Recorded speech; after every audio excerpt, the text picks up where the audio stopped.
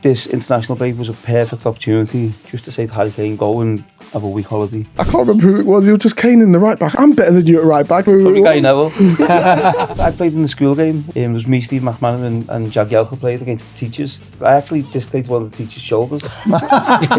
Let's start with the Wythenshawe Vets. Do you not fancy it, Wayne? So Wayne's pulled rank. He's not having my bad internet anymore. We're all back together. Yeah, well, it added an extra 40 minutes on me day, so I had to get everyone down here. That's why Match of the Day started late. Yeah, I think it's still uploading now, to be honest, that podcast. Yeah, we all are all back together in the studio in Manchester. And it's not just the three of us. We're also joined by someone that Wayne knows very well, of course, from England days, Emile Heskey. Thanks for being here with us. Thank you for having me. Yeah, it's Give him good a clap. Give him a clap. Yeah, come on. Emma, how are you doing? How's life? Yeah, good. Busy, but good. Yeah, what are you up to these days? Watch the boys play podcasts and just keeping myself busy. Boys play, how are they doing? Well, very well.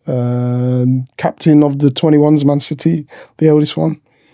The younger one plays the 21s, but he's in Qatar at the minute playing for the under-17s World Cup. We've got a couple of football dads here. Have your boys come across each other? I think he's been a bit modest there. They've both played for the first team as well. Yeah, they both made their debut as well. Wow. Oh, wow. Huddersfield in the cup a couple of months ago. How does that feel as a father to see both of them do? Crazy, because I was actually away. I didn't realise. They never told. I think they found out. Sorry, they didn't tell you? No, they found out that 2 days before, but I'd already been booked to be away. I kind of had a feeling one of them might make their debut, but both of them on the same day was amazing. Wow, that's incredible. Have you managed to catch his son play at all or anything? Have you seen them? Have they cross-party boys? No, I think yours is 2 years younger. A little bit younger. But there's loads of talk, obviously, around Manchester as well. There's been loads of talk for the last few years over Emile's kid. So it's great when you see young players, and it's obviously one of your former teammates as well. You see the kids coming through and making the debut with the first team. It must be a proud moment. Yeah. Do they play the same position as you did? No, the youngest one is a winger, left winger. As you know, everyone on the left wing is now right-footed. So he's a left winger, and Jaden, the older one, he's a midfielder. Okay, we've got so much that we want to get into with you today, Emil, but let's start with the Wythenshawe Vets. This is gaining a bit of traction. I've heard a lot about this recently. Tell us a little bit, for people that are listening or watching this that don't know what the Wythenshawe Vets are, give us a little lowdown. I can't tell you too much because I was kind of, how can I say? I won't say duped into it. So Stephen Ireland's got this tendency to say, "You fancy a game?" Oh, all right, cool. Come on. All right, when is it? Sunday, this time. Be there. Bring your boots. Well, okay, cool. And I didn't know what it was. I actually didn't know, and I just rocked up, and it was a proper league game. What did you think it was? So Tuesday nights, there's 7-a-side. Sometimes they go to 11-a-side. Jolien plays it every now and again. Sorry, ex-football. Did you know this happened? Ex-footballers I read about it, but I didn't know. No, exactly. So we just get together every now and again, and they go and play. And sometimes it's at the like indoor box, like a box park kind of thing. In Hamford? Yeah, that one. So sometimes you play there, and then sometimes they get a random field somewhere and pitch somewhere. So then he texts me, says, "Oh, do you fancy a game?" I said, "All right, cool, I'll come down." And then he sends me this address, and he goes, "It's at Wythenshawe." And then I turned up, and it's a proper full-on game. And then you're playing some scouts. Oh my goodness, it was. Yeah. Did he make you pay subs? No, they did ask for it, to be fair. I snuck off. I don't know who it was. The guy I was in Dubai, and I was in a sports bar watching one of the games on the TV, and he come up and I don't know if he's the founder of it, and he was asking me to play. But obviously, Bardo and been down there a bit as well, and asked me to go to training on Tuesday, and I've never been, but he asked. I think he'd had a few. Okay. Things he asked me to play, and you probably said yes. He asked me to play, and but yeah, no, and something just come out as well, saying he's playing it. Yeah, so are you? No. Go on. It'd make great pod content. We could record from there after the match. Cisse scoring 7 a game. Yeah. Yes. Well, I saw him miss a penalty the other day on TikTok. No, he scored after, didn't he? Oh, is it? Okay. Yeah. I guess I just sort of missed. That was it. Yeah. So how did all this come about? There's so many around the area, and I think it's just lads getting together and wanting to continue to play football. There's so many coming out of retirement, going into retirement at 36, 37, 38, and they got nothing to do, but they got so much time on their hand, and then everyone still wants to play. Keep fit as well. Yeah, and everyone still wants to play. So you see like good teams as well, and then some younger lads as well. So.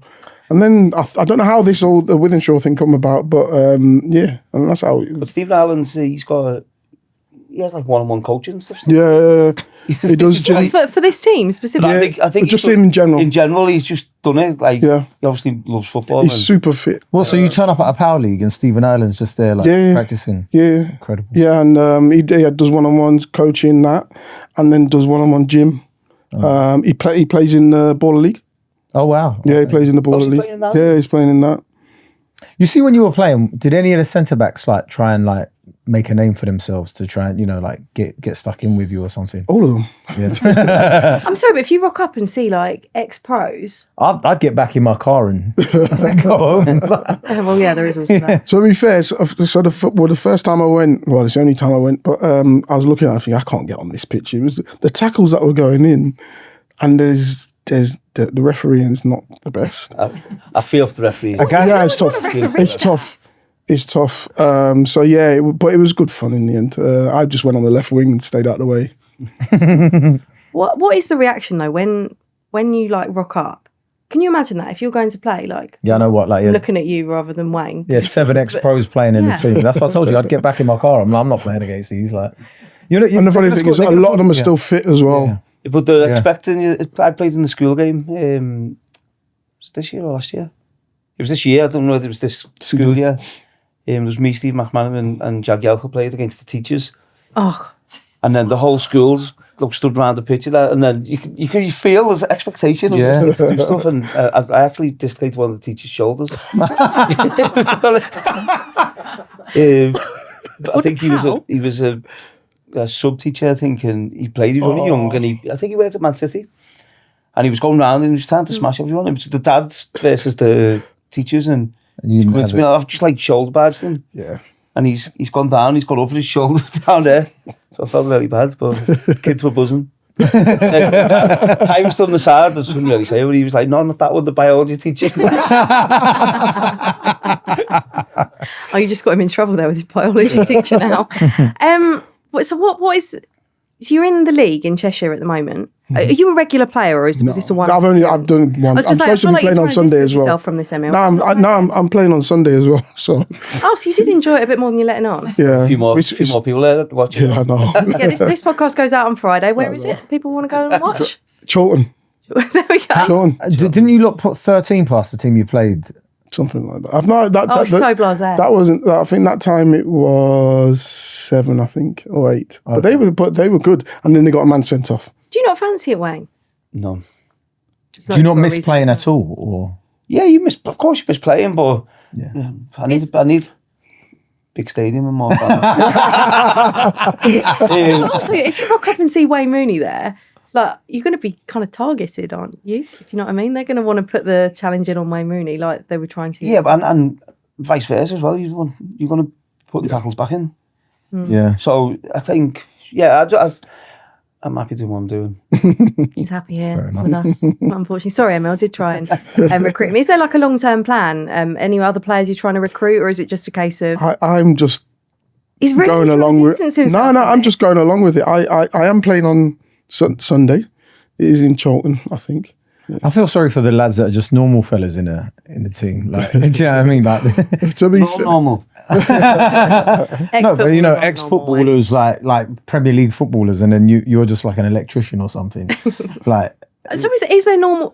I don't like the phrase normal people. But you know what it does show? When you have Sunday League football, and you've got a group of players who are retired and nowhere near as fit as what they once was, it shows the difference and just how good the players were and how physically difficult it is to play at the top level. Yeah. Yeah, it was like there was a load of people going, oh yeah, like if I was in that City team, I could score 20 a season. And it's just like they turn up on a Sunday against retired pros and can't kick a ball. Yeah. So Wayne, you're not interested in playing in this game now, but wasn't there a rumour once that you were playing in your brother-in-law's team? There was, yeah. So it's the local team where I'm from Croxteth. And I don't know how it come about, actually. And so many people texted in, are you playing on Sunday? And it was, I think it was against like the rival team as well. So I've put something on my Twitter hinting that I'm playing. Sky trucks turned up there, reporters, police turned up. There was like a few thousand fans. People turned up to watch the game. But no way. And you were just at home. So yeah, I'd let them on to it, let them believe. But yeah, it was quite funny actually. They must have been buzzing. The biggest crowd they've probably ever played in front of, wasn't it? Yeah, but it's, where we're from, it's quite dangerous having so I don't think the police were too happy with me. Okay, we couldn't have you here, Emile, and not talk about strikers, having two that played at the highest level in the room and UK. What do we think about the current state of forwards in England? I mean, Harry Kane is... Firstly, let's have a word on Harry Kane, because he's playing almost, it feels like, at another level at the moment, the season he's having. Yeah, he's incredible. I've said, for me, I think he's the best English striker of all time. I think his goals he scores, his link-up play is at a top level now. It's got better over the years. It weren't always like that, but I just think he's incredible. And I think he gets overlooked as well sometimes. I think we talk about Haaland and Mbappe and Ronaldo and Messi, the goals they score. His numbers over the last few years is incredible. I think he gets overlooked. And is that because of the trophies? Yeah, maybe it is because of trophies, in which I think he should have left Tottenham a lot earlier than when he did. And you can just be loyal and show loyalty to a club. But you know, if he was in a Bayern Munich, say, over the last 10 years, yeah, he would have been up there. Wouldn't he? He'd be getting talked about at that level as well. So, but he's incredible, I think. Yeah, his numbers are great. But not just that, his all-round play and his leadership as well to continue. That's the most difficult thing to do, to continue to do that season in, season out, to score the goals, different types of goals, dropping in, scoring long distance, scoring headers inside the 6-yard box, scoring left foot, right foot. You see a lot of players, they get a certain sort of goals. He's got a variety. Yeah. A wide variety of different goals and different finishes. But then to go to different places and do it as well. Now, obviously, he's in Germany doing it, and then on the highest level when you're talking the international football. Do you think if he wasn't English, people would probably respect him a little bit more? If he was like a Brazilian, I think we'd have a lot more respect for him. Even you look at he should be spoken in the same light as Lewandowski and people like that. So and he's not, and he probably isn't. Is he I wonder if he's starting to be. Possibly, yeah, because again he's winning trophies now. You know, for many years, the goals he scored for Tottenham, and to do it at Tottenham and not at the best teams, his goals for England. You know, and people say, some of his goals are against Andor or. It's so difficult. Them games were the toughest games, weren't they? Because you're expected. Yeah, and teams sit in. There's no space to continue doing that for so long. It's incredible. Yeah, I always get frustrated. Like when I'm away with England, I think he's just underappreciated. Like I think when he finishes, it's almost like everyone will start but that's frustrating, isn't it? It's like, why can't we see what's in front of us now? We've had that for years, even for Wayne as well. I don't think he was overrated. I don't think appreciation-wise he was appreciated in the way that he should have been when he's there. You look back now, he's like, oh, can you come back? Well, actually, when he stops playing, and I'm sure that's what we're going to go on to, is who's there behind, and we'd be like, oh my God, who's going to score the goals for us? Well, who's on his level in the Premier League playing now? I can only think of like Haaland, that's probably in a similar bracket. But even then, we're talking England. So who's going to? Yeah, exactly. England, England. There's probably nobody. There's no one, is there? And you know, we're looking back towards Danny Welbeck now, and where we shouldn't really be, but that's where we're looking back. When you think about it, when you look back at the 90s, and you had people like Andy Cole, Teddy Sheringham, Ian Wright, Chris Sutton, Alan Shearer, Les Ferdinand, like you can reel off names. Stan Collymore. Yeah, Stan Collymore. Michael Caine. I know. No. That's right. Emile Heskey, right? Michael Owen, right? I was getting there, right? You could reel off name after Going name. up, weren't you? Like Yeah, absolutely, yeah. But like, how come there's no strikers now? What is it? Is it because of the way the game's gone? I think it's more for the way the game's gone and way people perceive the game now. You'll find that you've got 3, 4, 5 wingers. Yeah. More than 3, 4, 5 forwards. Everyone wants to be a winger cutting in and shooting. People ask me, like even with Liverpool, would you like to play in that Liverpool side? I said, yeah, it's great, but who's going to supply crosses for me? They don't cross the ball. No one crosses the ball. No one does all that. So it's difficult. Everyone wants to be like a Mo Salah or Messi when he played out there. And playing as a forward now, you don't touch the ball as much, and you've got to be ruthless. Like Haaland is and Mbappe. Mbappe gets on the ball a bit more, whatever. But there's no number 9s out. Even Harry Kane now, he's not a out and out 9. He's dropping in. And but you got to remember, we play with 2 up front as well. Now it's just the 1 up front. It's totally different. I think Wayne, you spoke about it. 1 up front now and a 9. Got to be very patient. He might not touch the ball for a while, and that you can get frustrated. Well, I spoke about this the other week. I said I used to get bored when I played as a number 9 on my own, and I'd score goals, but I was getting bored with the game because I want to play football. I want to be in the game. Do you think the stats have something to do with that as well? So you know when they'll be like, oh, so-and-so played at number 9 and he had X amount of touches on the ball. And if you're a younger player and they're looking at your stats and they're saying, look, you haven't got on the ball enough. Do you think that in the back of their mind, there's a lot of players thinking about that and they're saying, I think it's the way the game has gone. And I think when Pep come into England as well, especially, and it's not just them, but and how City play, it's more possession-based, it's more positional at times as well. And I think when Emile said we were younger and we played with 2 up top, you knew the cross was going to come in the box and you knew your full-backs would get forward or the ball get laid back to them, they'd put the ball in the box. Where now it's bring it back, go to the other side, and no one's shooting from the edge of the box no more. So I think forwards had to be so much more involved when we were playing. Yeah. You know, you'd have to chase things into the channel. You'd have to win the flick on. You'd have to come back in there. You do so much more. Now it's your 2 8s are doing more. Your wingers are quite wide and you've got to stretch the pitch. You don't really have to get involved as much. Well, everyone's playing with 2 number 10s now, aren't they? Yeah, there you go. So there's actually, even if you want to come deep, there's 3 people. You got 2. There's no space. There's no space for you to do it. Yeah. Where does this leave England though? Because going back to the Harry Kane point, Harry Kane's 32, and I'm not saying that's old because that's younger than me, but at some point, if Harry Kane was to get injured this summer, where does it leave us? Because just 8 English strikers have appeared in the Premier League this season.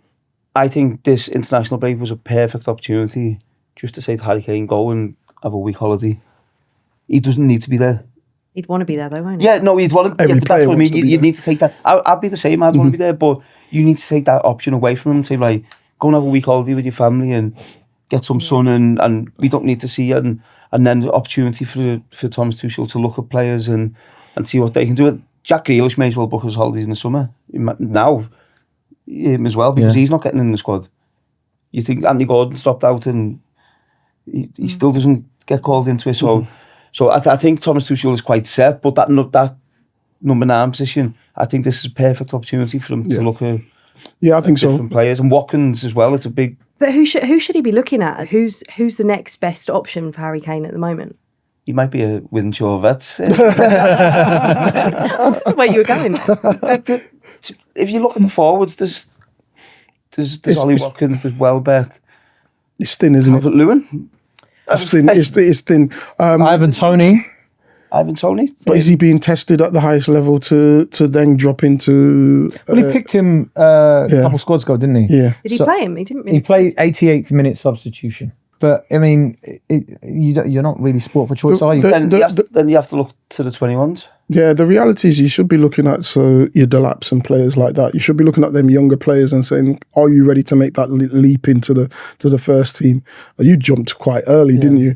But I was playing 21s football, and then it's like, then you kind of know that the next step is you train with them. I trained with Glenn Hoddle.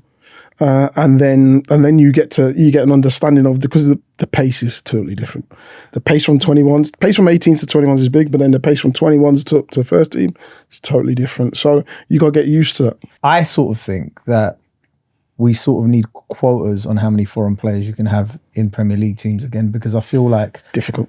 I know it's difficult. I know it's difficult, but I feel like, yes, the Premier League's probably the best league in the world, but I think it's to the detriment of our national team in certain instances where if you do have a young striker, teams don't have time to wait. You can't embed them in and try and get them to develop. I think on that, then you're looking at foreign coaches as well coming in and then foreign players, and the standard of English players has increased massively. Yeah.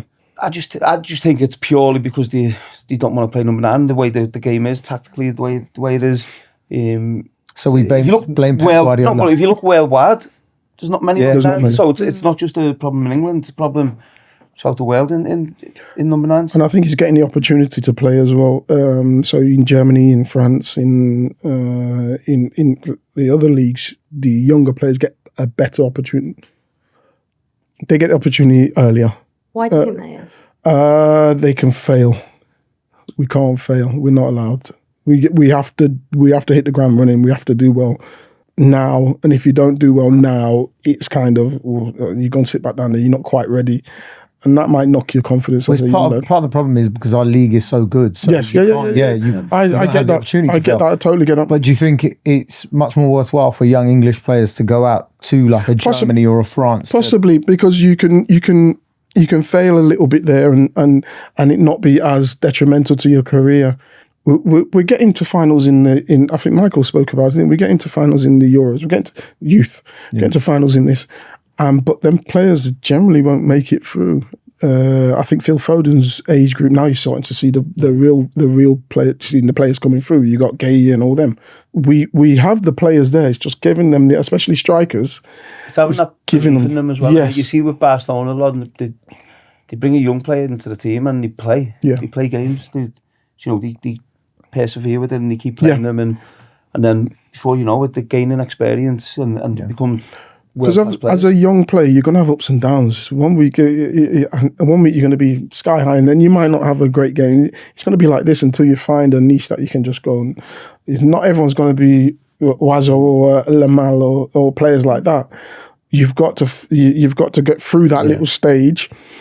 In England, we won't be given that opportunity to get through that stage. You find the team, don't you, and the environment as well. And I think if you look at Busquets, for instance, I absolutely love Busquets. But if you go and throw Busquets in the midfield in a dynamic team where you're asking them to be up and down boxing and whatever, he's a completely different player. So it's finding what suits you as well. Some players suit certain teams. I don't think we concluded who Harry Kane's backup is, did we? Well, I did say Delap, you got to be looking like them because they're younger players that are going to give you the longevity to actually. Yeah, he's 22. He's the only one under the age of 26. But he's not been getting game time at Chelsea like that, has he? He's been injured and then suspended, wasn't he, as well? Yeah. Then and he might have to, look down into the Championship. Mm-hmm. But you say that, but there are other players. You think Danny Welbeck because of... Well, he's playing well and he's English. So if you're a number 9 or if you're a forward who's playing well in the Premier League and scoring goals and you're English, you have to believe that you've got an opportunity to be in the squad. But maybe the fact that we're talking about Danny Welbeck, it is a reflection of where we're at, I guess, with the other options. The Premier League, for a lot of games at international level, is harder than international football. Yeah, it is. So if he's doing it there, it's only when you meet the top teams at international level it becomes more difficult. I guess the problem is, though, like the longer term of it, because we're talking about their age. I'm not trying to retire anyone now, but I guess it's like the next 5 or 10 years where are these forwards? We've been lucky over the years. We could see where the next strikers will come in. Yeah. So you were talking about going back to Alan Shearer. You had Andy Cole.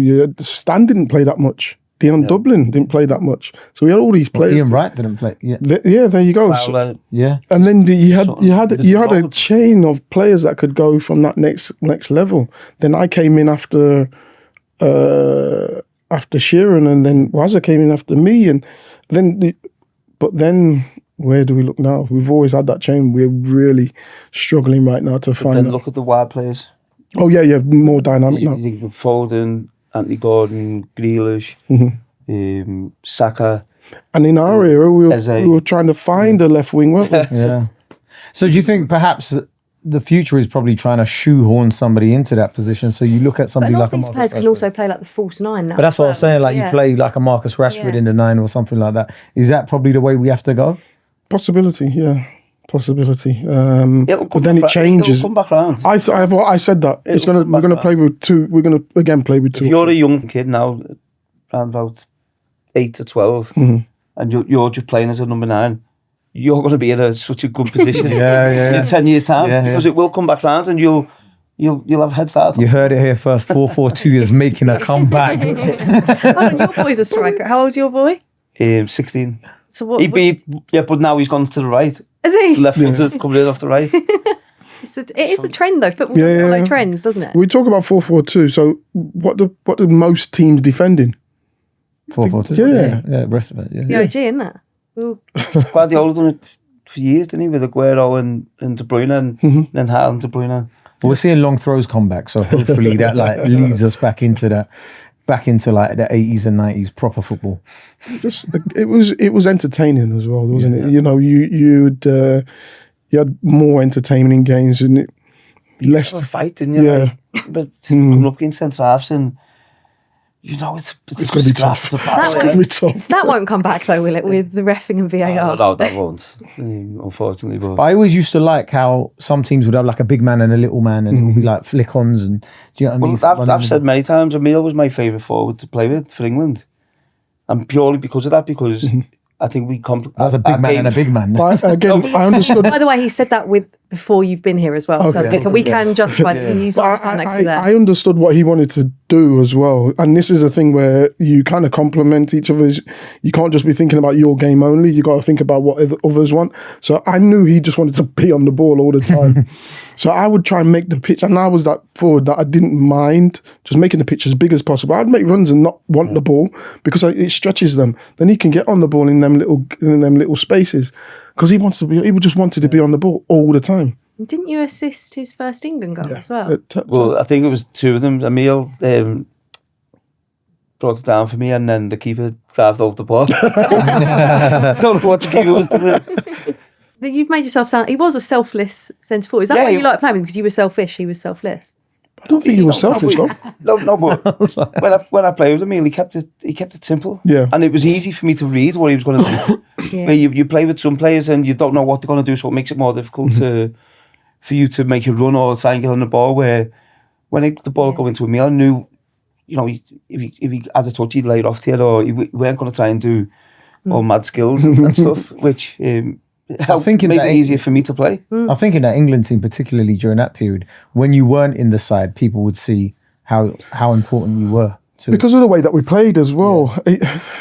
A lot of it was fairly direct, wasn't it? Yeah. So it's up into the forward, and then you play off there. You start. We had some really technical players, but you generally get it up into the forwards, play off them, let them go and do the work, and then you play it out wide and whatever you wanted to do. So having a big person up there I loved putting myself about. I loved it. So I didn't mind flicking things on, trying to bring it down, etc.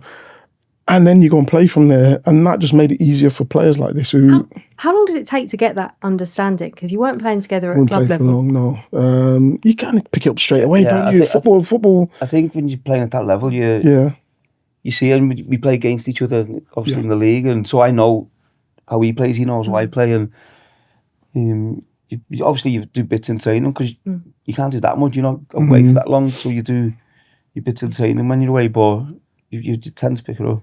It's making me a bit nostalgic. Oh, Old absolutely, football. yeah. I like football now, but maybe I preferred it then. There's one question I have. You see, when you were both at England, obviously, when you're seeing younger forwards coming through, did you sort of look over your shoulder going, "Oh, I ain't got long left," when like you saw certain players?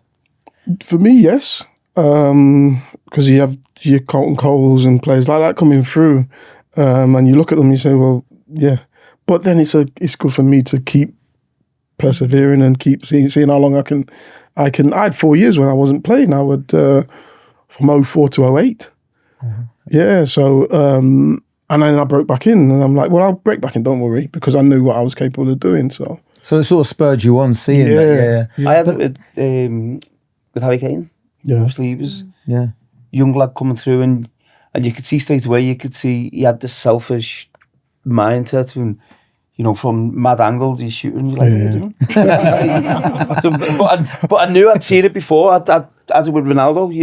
You see it, you can, and just like, so I knew eventually he was going to take. I guess my reasoning for that question is because who's doing that for Harry Kane now?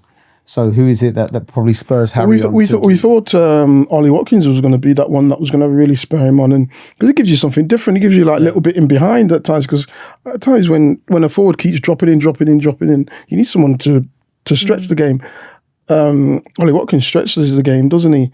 So we thought that was going to be the one, but he didn't really. In his defence, though, last summer at the Euros, when England weren't performing well, Ollie Watkins did come up in the big moments, didn't he? So when we are talking about other English strikers, probably we should give him a nod to say we know he's definitely. Surely he should be kind of behind Harry Kane. And that's why I think I'm surprised that he's not in this squad, because, as I said before, I think Harry should be. You know, we talk about how many games players are playing now, and you know it's relentless. It's just constant. But then we have an opportunity where we don't need to see Harry Kane. And that's the thing. Give him a rest. And that's the thing as well. What you're going to learn. What are you learning from having him in the squad? Yeah. Nothing. I think it's his mentality, though, isn't it? In terms of, because you'd have been the same if it was you. You don't want to be there, of course, but this is where the manager, I think, should be saying, you are not coming. You're not with us in the squad. Go and have a bit of a rest. Because how many times have we been tournaments? I think the last 2 tournaments we've said Harry's looked tired, going deep into tournaments. Yeah. So any chance you get now, he shouldn't play for England again until the World Cup. We don't need to see it. We know what he can do, and anytime he can get a rest, because he's going to go deep into competitions with Bayern Munich as well. Yeah. Can I just ask you a quick question? What was it like? You've talked about what it was like playing with Wayne on the pitch, and obviously you had this great relationship. What was he like off it at England? He's a Scouser, really, so isn't it? Nah, good lad. Everyone's got a good Wayne story. Nah, good lad. Can't be said. Give it a go. Wazza loves football. I don't know if you remember this. So I was sitting there, and I'm quiet, so I just sit there and watch. You believe that you're the best player in every position. And he was caning. I can't remember who it was. He was just caning the right back. I can do that. You're crap. What's this? I'm better than you at right back. If I played right back, I'd be Cafu. Who was saying this to? I can't remember who it was. Guy Neville. He was, wasn't it? But he had this mentality, and this is the mentality you need to be at the top. No one's better than him. It doesn't matter what position I'm playing in, I'm better than all of you. And I'm sure you said it to goalies as well. Yeah, I did for keepers as well. No, but I used to hate losing, and remember when Theo spoke about it, got in the England squad when he was 16, 17 for the World Cup, which he shouldn't have been there really at the time. And then I'm playing snooker with John Terry, and next thing I've just smashed the snooker cue up, and because John Terry's beat me. And I remember Theo just looking up, what is going on here? But yeah. Probably rang his mum and dad. It was no, but you could be bored in the hotel. You sat around for hours, and so you need to try and smash something up. Create an environment, and there was times where I didn't even know you're doing it, but I just had loads of energy. Yeah, and that was the toughest part when you're going to World Cups, when you're going to Euros and things like that. It's not. You've got the training, and training's great. It's your downtime. It's how you manage that, and manage it as a group as well. 2002, we had Bex as the captain, and he used to get us out. We'd go shopping malls and stuff like that. Bex the only player that can. Bex the only player in Japan that can shut down a whole shopping mall. Yeah. But yeah, we used to do all that. Go cinema, everything. When I found with some managers, really, you're kind of locked in your room, aren't you? Yeah, well, which is tough. We went to cinema with Capello, and he took we weren't allowed to get popcorn, we weren't allowed to get sweets. What's the point in going? Yeah, exactly. Okay, well, I'm sure we're going to have a lot more tournament chat before the tournament next summer, and we'll get a lot more stories about what Wayne was like. But I'm glad I asked him that, Emile. Doesn't surprise me. We've got another story about him smashing something up. Thank you so much for coming in today. Thank you for having me. Pleasure to see you as always. We're taking a break next week, so we'll be back with you next Friday. And don't forget to like and subscribe, and you can also search for The Wayne Rooney Show on YouTube.